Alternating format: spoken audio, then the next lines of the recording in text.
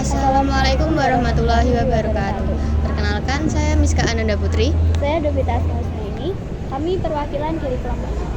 Hari ini kita akan melakukan wawancara mengenai sejarah Museum Islam Nusantara Lasem.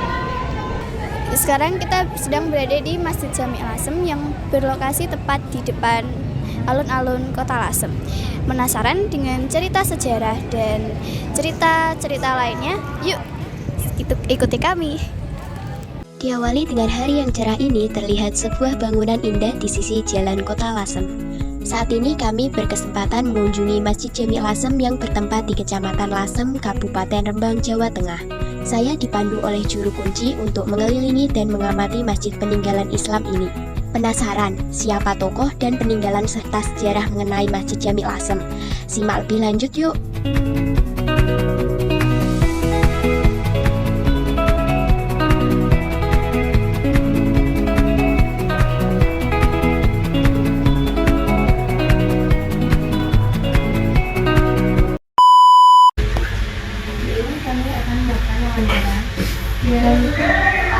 Abdullah.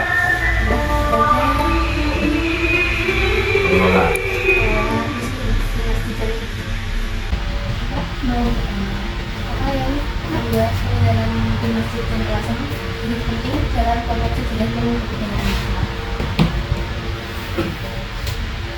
Gimana ulangi? Apa yang membuat peninggalan di Masjid Jami Lasem lebih penting dalam konteks sejarah dan kepentingan Islam? Ya karena Masjid Jami Lasem bagian dari sejarah Kota Pusaka Lasem, di mana Masjid Jami Lasem merupakan masjid yang didirikan oleh Adipati Lasem Tejo Kusuma I atau Mbah Slipat I pada tahun 1588 Masehi bersama Mbah Sambu itu Joko Tingkir, di mana masjid ini merupakan masjid Kadipaten. Jadi tentu saja Masjid Jami Lasem ini penting dalam peradaban karena seiring dengan kedudukannya sebagai masjid Kadipaten, masjid kerajaan. Lalu bagaimana proses pelestarian dan perawatan peninggalan di Masjid Jami Lasem dilakukan? Mengingat bahas sejarah pendidikan yang baik. Pelestarian apa? Pelestarian Masjid Jami Lasem dari itu sendiri. Ya, artinya pelestarian Masjid Jami Lasem itu saja dengan memfungsikan sesuatu fungsi masjid, dan sendirinya kan akan lestari memfungsikan. Kemudian juga dari sisi bangunan kita tentu saja menggunakan standar perawatan pelestarian cagar budaya. Dan juga Masjid Jami Lasem mendirikan museum. Museum ini salah satu cara di mana peninggalan museum ini bisa dilestarikan sesuai standar cagar budaya. Lalu apa saja tantangan utama yang dihadapi dalam menjaga peninggalan sejarah di Masjid Jami Lasem agar tetap relevan dan terawat? Tantangannya tentu saja pengaruh alam dan tentang waktu, tentu saja benda fisik akan rusak juga, sehingga perlu dilestarikan, direvitalisasi dari waktu ke waktu, dari masa tertentu ke tertentu perlu ada revitalisasi, bahasa lain dari renovasi, tapi tentu saja dengan standar cagar budaya. Juga tentu saja tantangannya bagaimana kesadaran masyarakat memiliki kesadaran tentang pentingnya cagar budaya, sehingga dalam perawatan itu tidak menghilangkan kesejarahan maupun secara fisik cagar budaya. Lalu bagaimana partisipasi masyarakat dalam menjaga dan memelihara peninggalan di Masjid Jami Lasem serta bagaimana peran mereka dalam perawatan budaya ini untuk generasi mendatang? Ya tentu saja dengan adanya perhatian, ya, seperti hari ini dengan kunjungan, mengunjungi, menulis, ya, mendokumentasikan, mensiarkan, mempromo pada publik, itu satu bagian dari upaya-upaya menjadi kesadaran dari masyarakat untuk melestarikan pusaka bangsanya, pusaka warganya.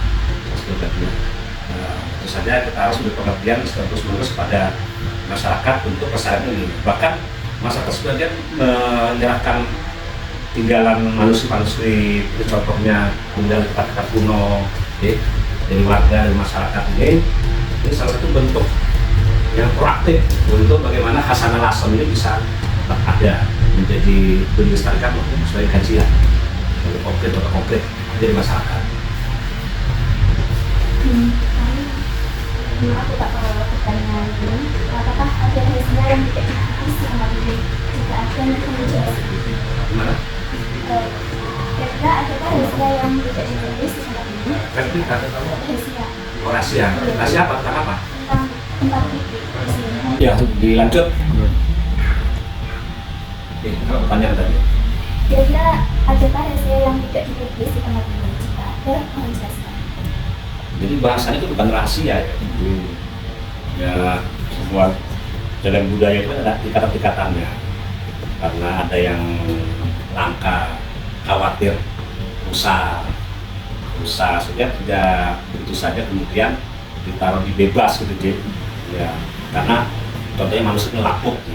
Kalau kita ditaruh di display yang bebas, khawatir juga pegang, ini rusak. Itu namanya bukan rahasia, tapi kehati-hatian. Jadi pelestarian itu sendiri, ketika ada penelitian itu bukan bebas, ada peneliti segala macam ditentukan, tapi dengan standar pelestarian, tidak semua membuka. Jadi intinya semua hasanah itu dilestarikan, pelestarian tidak hilang. Jadi untuk kehati-hatian,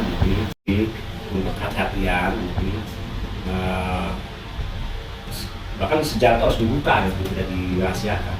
Harus begitu. Cuma dari segi fisik mungkin tempat displaynya yang memang harus standar. Misalkan ini karena bebas, nanti kalau ada orang nggak dikenal yang juga takut hilang segala macam seperti itu. Jadi, intinya prinsip jaga budaya itu bukan rahasia. Atau juga sebuah kajian ini, sebuah buku ada bagian-bagian yang perlu dijelaskan. Jadi nggak bisa orang